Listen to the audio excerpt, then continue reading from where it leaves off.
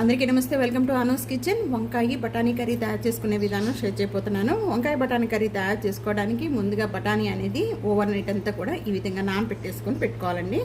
అలాగే వంకాయలు అనేది బాగా సన్నగా పీసెస్ కట్ చేసి ఇక్కడ కర్రీ తయారు చేసే విధానం చూద్దాం. ముందుగా ప్యాన్లో 2 టేబుల్ స్పూన్ ఆయిల్ యాడ్ చేస్తున్నాను. ఆయిల్ బాగా కాగిన వెంటనే ఒక 1/2 టేబుల్ స్పూను జీరా, 1/2 టేబుల్ స్పూను ఆవాలు, ఒక ఎండుమిర్చి ఓపెన్తో కూడా బాగా వేగిపోయిన వెంటనే కూడా నేను ఇక్కడ మీడియం సైజు ఒక ఉల్లిపాయ, 2 పచ్చిమిర్చి తీసుకున్నాను. ఉల్లిపాయ ఈ విధంగా మగ్గుతూ ఉండగానే ఇక్కడ 1 tablespoon ginger garlic paste, తో పాటు ఇక్కడ నేను కొద్దిగా కరివేపాకు యాడ్ చేస్తున్నాను.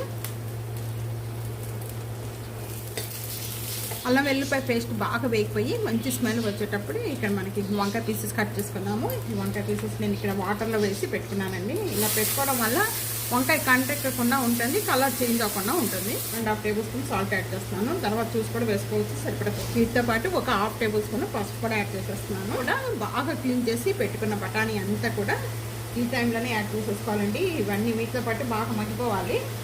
నండి ఇలా 3 గుప్పళ్ళు. ఈ బఠానీ ఎక్కువ ఉండటం వల్ల బాగుంటుంది, టేస్ట్గా ఉంటాయి. ఇదంతా కూడా ఒకసారి బాగా కలిపేసేసుకొని మూత పెట్టేసుకుందాం. మూత పెట్టేసేసుకొని ఒక 3 మినిట్స్ వరకు కూడా మీడియం ఫ్లేమ్లో మగ్గించేసుకోవాలి. ఈ విధంగా మగ్గిపోయిన వెంటనే కూడా నేను ఇక్కడ 1 కప్ అనేది వాటర్ యాడ్ చేస్తున్నాను. మళ్ళీ మూత పెట్టేసేసుకొని మీడియం ఫ్లేమ్లో పెట్టి ఉంచేద్దాం.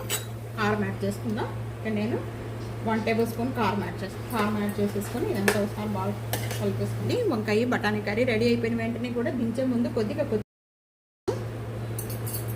ఇదే విధంగా ట్రై చేసి మీకు ఎలా ఉందనేది కామెంట్స్లో తెలియజేయండి. వీడియో నచ్చితే కనుక ఫ్యామిలీకి, ఫ్రెండ్స్కి వీడియోని షేర్ చేసి వీడియోని లైక్ చేస్తూ ఉండండి.